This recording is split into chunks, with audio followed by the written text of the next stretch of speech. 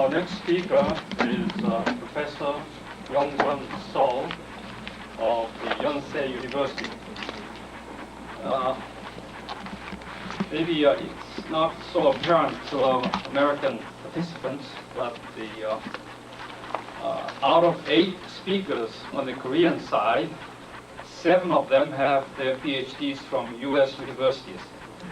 Our next speaker is the only exception to this rule.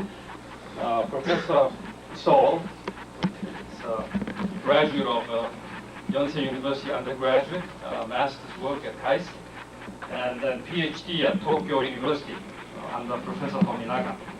And from 1986, when he got his degree, until 87, he did 1 year of postdoctoral work at National Institute of Organic Materials at Tsukuba University. And then he has returned to Korea in 87 and served at Yonsei since. His research topics of interest are sol gel application in catalysis and functional materials, zeolite chemistry, and fuel cell. This afternoon he will speak to us on the subject characterization of alumina-supported ruthenium catalysts prepared by sol gel process.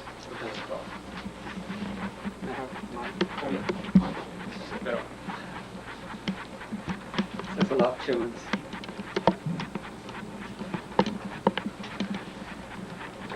Today I'd like to...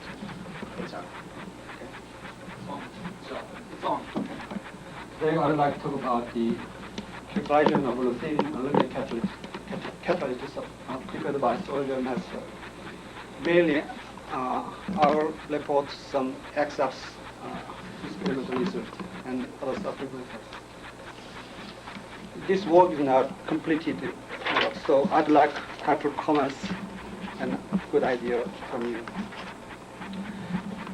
You may know the ruthenium alumina catalyst is used in steam reformings and steel hydrogenations and Fischer-Tropsch synthesis.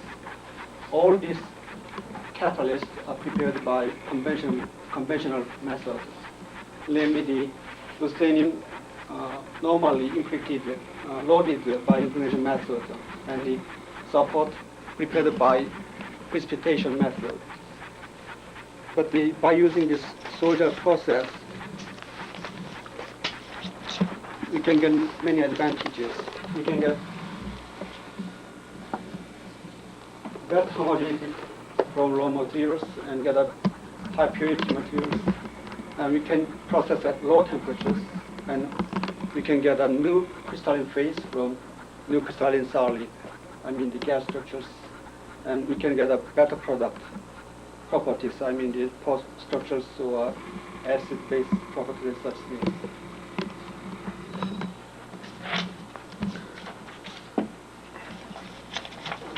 Some of works already done on sol gel method. Mainly the allied groups study the nickel alumina or plasma alumina catalyst for steam reforming and methane combustions. In this kind of reactions, 3 kinds of reactions are dominant. One is hydrolysis, and the second one is alkoxylations, and third one is oxydations. These 2 reactions makes polycondensate methyl oxygen metal networks after chelations.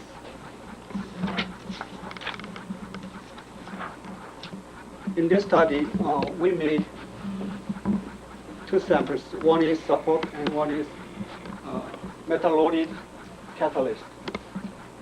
First, alumina support prepared by conventional precipitation method and sol gel method. And ruthenium alumina catalyst prepared by conventional impregnation method and sol gel method. When you use the additives, metal salts such as barium or solvent, ethylene glycols, and water used. And after making this sample, we characterized the samples by using the XFs and XR analysis.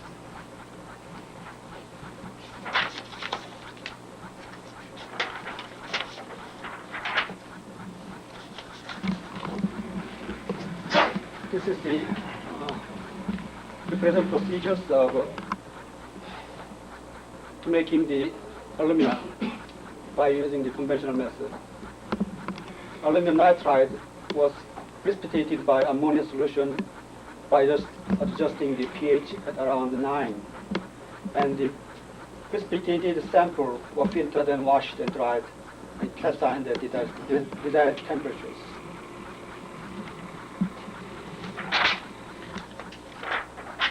And when you make these alumina by solder process, we use aluminum trisecondrite butoxide as a starting material. And the oxide to alcohol ratio was maintained to 1.2. And this mixture mixed at 8 degrees centigrade for 5 hours and hydrolyzed by water. Here the water to metal oxide ratio was 0.5. After calculation, the samples were aged and dried and calcined.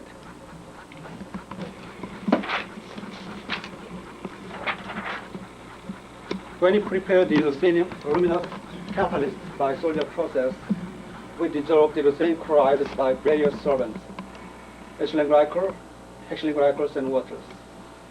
Here the solvent to ruthenium chloride ratio was 350. And when you add the bariums, barium carbonate were mixed to the oxide solutions. The other thing is almost same as before.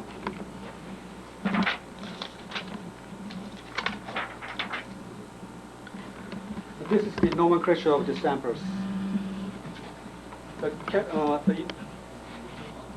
The first capital letter means the loading method of ruthenium. I means impregnations, S means solder preparations. Speak closer to Second capital letter means preparation method of aluminum. C means conventional preparations, and S means solder process. When you add solvent, we use the third and fourth capital letters here. H is ethylene glycol, E is ethylene glycols, and N means waters, B is bariums. For example, SS means ruthenium alumina prepared by solder process with ethylene glycol additions. From now, I'll talk about our experimental results.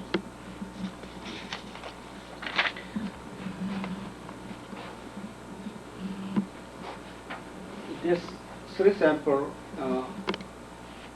prepared by ruthenium was impregnated, and this 4 and 5 ruthenium was prepared by solder process. When you compare these 2 groups, solder process provide a higher BT area than the conventional ones. Especially the ethylene glycols shows about 300 square meter per gram at 500 degrees centigrade calcinations. And even at the 800 degrees centigrade calcinations, the beat area is about 230.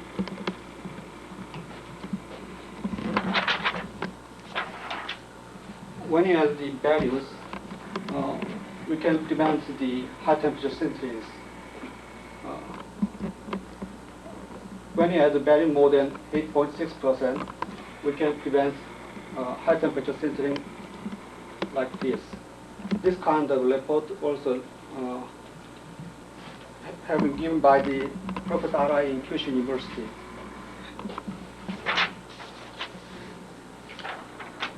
Now turn to the X-ray profiles. This is the result after 500 degrees centigrade calcinations. This black star denotes the ruthenium oxide, and this white one denotes the gamma aluminum. By using the solder process, we can make a small ruthenium particles here. And in terms of alumina phase, the barium addition or ethylene glycol addition shows amorphous state.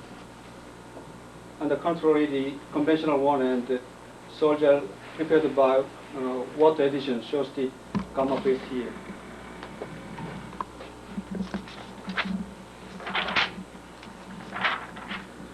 When you heat up the temperature, at around 800 degrees centigrade, so situation is changed. The ethylene glycol sample shows the high crystallinity of alpha phase here. But the impurity samples or soldier sample with the water addition shows the small amount of alpha phase and gamma phase. This means the additives different role in the formation of a crystalline phase and metal sinterings and pore formations.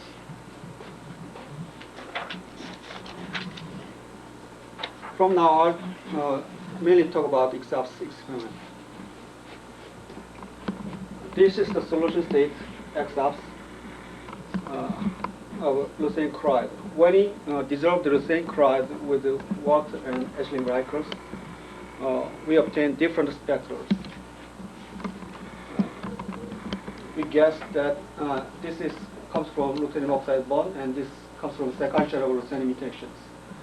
So, in terms of homogeneity, we can get better homogeneity by using the ethylene glycol in solution state.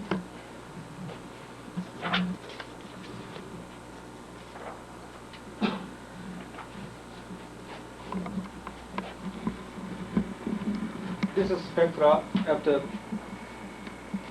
aluminum alkoxide solution is added into the lucerne chloride solutions.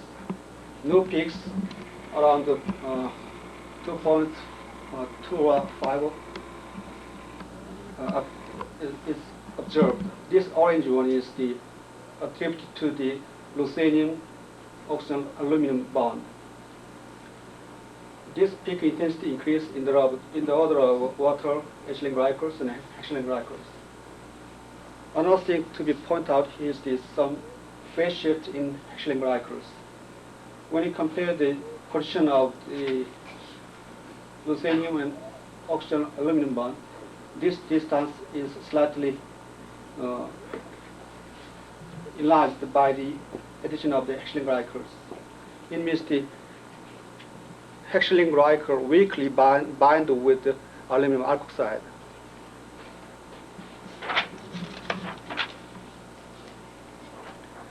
This is chelation structure of with three additives. Different structures of protein complex was obtained in the state of gal structures. When heating these samples, spectra becomes changed. This is the case of the ethylene glycol additions. Below 200 degrees centigrade ethylene glycol additions, there's no spectral changes observed. Instead, 300 degrees centigrade calcinations, some new peaks corresponding to lutetium oxide lutetium bond are increased. Instead, lutetium oxygen to aluminum bond is decreased. It means that lutetium species started to oxidize to sinter.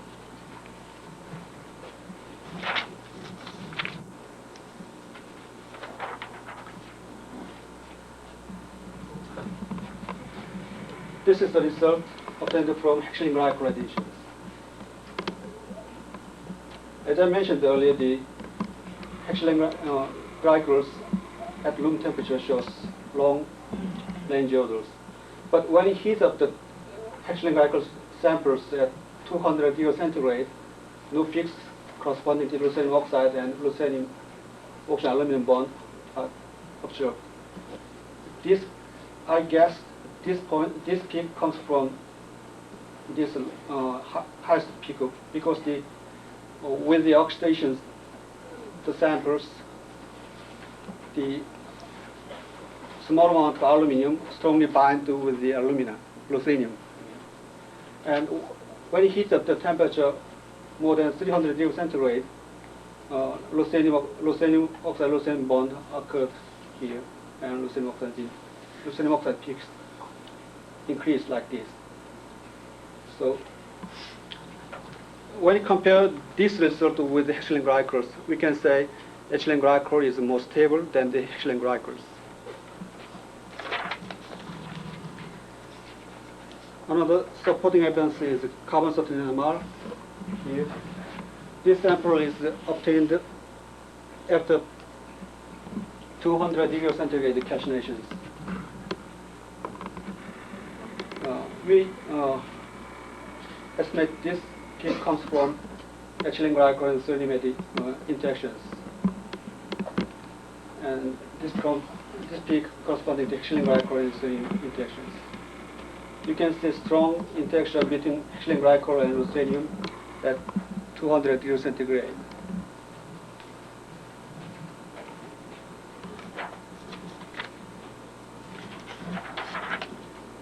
This is the result from the TGA. We use the oxygen as a flowing gas, so this peak comes out from the combustion of ethylene glycols. This peak is around at 300 degrees centigrade. This combustion temperature is much higher than the ethylene glycol alone. And for the case where ethylene glycols brought peaks from 200 and 400 peaks observed. This kind of broad combustion peak speculated to be a broad complex structure of ethylene glycol with alumina or ruthenium.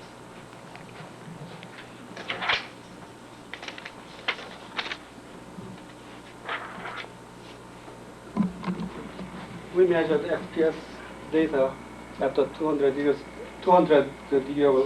calculations. This data from waters, and this data from ethylene glycols, and this data from ethylene glycols. The binding state of ruthenium shifted to higher energy from ethylene glycols and waters. This binding state is almost corresponding to ruthenium oxide. Therefore, the in solution, solution state ruthenium are in oxide state. But for the case of ethylene glycols, it is not oxidized state.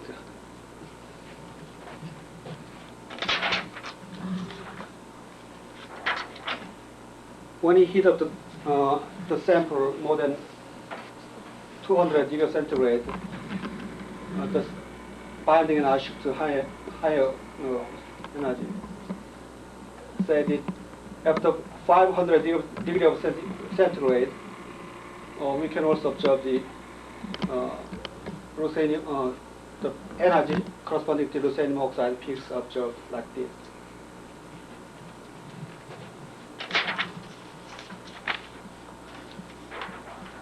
This is the x-ray data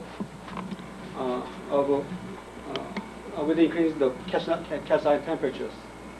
With the increase in the calcine temperature from 300 to 800 degrees centigrade, the peak corresponding to ruthenium oxide and ruthenium peak are increased.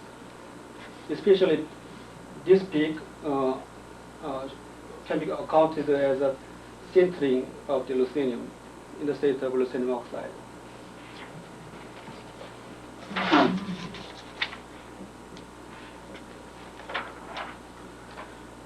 We calculated coordination number of ruthenium oxide ruthenium with the calcine temperatures.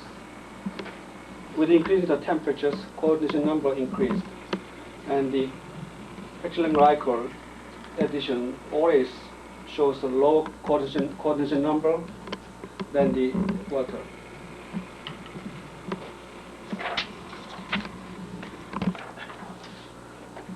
After reduction at 500 degrees centigrade, we can get reduced metals. When you compare the final result, ethylene glycol provides lowest coordination number and smallest particles.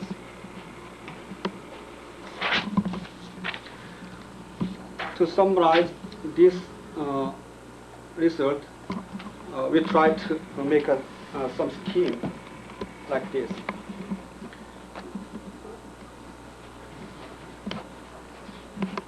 First, when you add ruthenium leucine chloride and hexylene glycols, 6-coordinated leucine complex are formed. And when you add aluminum alkoxide to these solutions, some aluminum alkoxide are bind to the leucinous. And this species is quite stable, more than 200 degrees centigrade. And when you heat up this sample more than 300 degrees centigrade, this bond is decomposed or combusted and form a leucine oxide species. And this leucine oxide species are synthesized to form a large particle in oxidized state. And when you add hydrogen, this oxide reduced to a leucine matrix. For the case of hexylene glycols, almost the same process can be said, but difference is the stability of this complex. This complex is easily combusted or decomposed at low temperatures. And for waters, most of the species are easily oxidized at low temperature than hexylene glycol or ethylene glycols.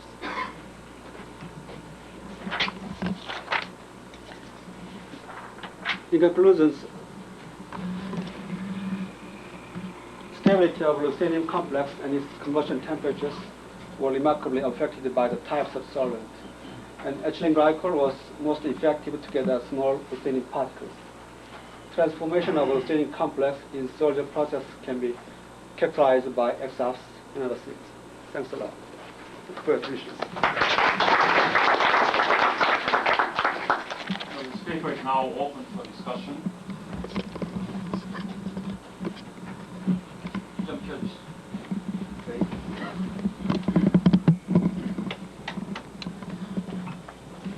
From Poste. According to your result, could you give me some comment about the exposure surface area of leucinium compared with solid methyl? Is it greater or smaller than that prepared by conventional methyl if the particle size is, you assume particle size is kept the same? I mean, at the same conditions, we can get small particles. If you assume particle size is same. What kind of particles you mean? Leucinium? Leucinium particle size is same. The surface area? Or pretend, yes. Explode the surface area is the same or? Yeah, actually we cannot say exactly. I guess there are some discrepancy between the coordination number and particle size measured by X-ray diffractions. So some of metal species are embodied by the aluminous species. Do you expect that? Yeah.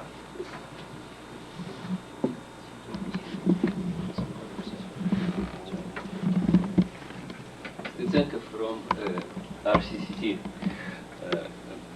Usually, when one uses organic compounds as solvent, and after preparation of supports such as alumina or ruthenium on alumina, we may observe some carbonaceous residue.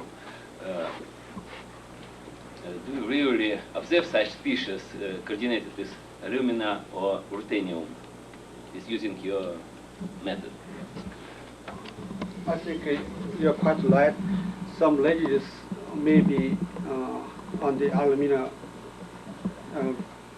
at around 500 degrees centigrade or so. But at least below 300 degrees centigrade, the structures are somewhat stable, and we can measure the structures without oxidize or decompose the structures. I mean, for the case of ethylene glycol, it is quite stable, at least below 200 degrees centigrade. So we can follow the coordination change on a leucinium surface. But the problem is the more than 500 degrees centigrade, the coordination number and structure will be deformed by the oxidative species and deposited species. that could be resolved by other words, I think.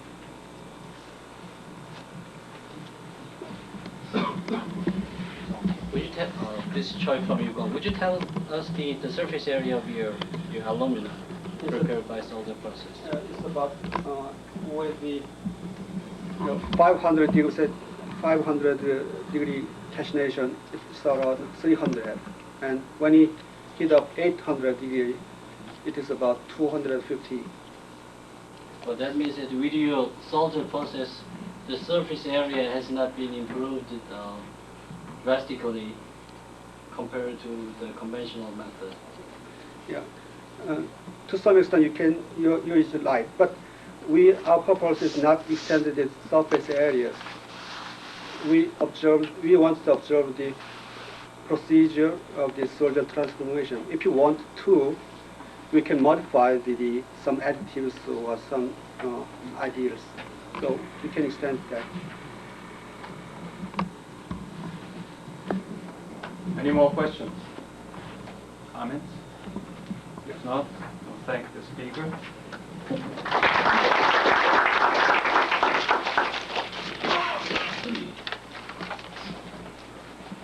The title of the next presentation is Dimensional Effect in Controlled Structural Supported Catalysts Derived from Layers Synthetic Microstructures.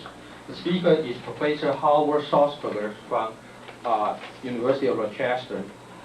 Before he joined the university in 1969, he worked at General Electric, General Dynamics, and his research interests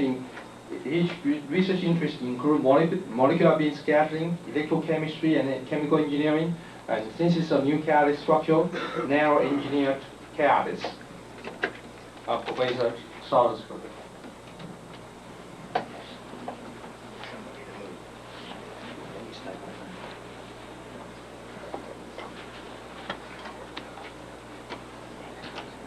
Is that right? Yeah. Gotcha. Whoops. Too short. Too short. I'll be there. Yeah, that's what I should do. Yeah, I can do that. You want me to run this? Yeah, would you? Yeah, why don't you do that?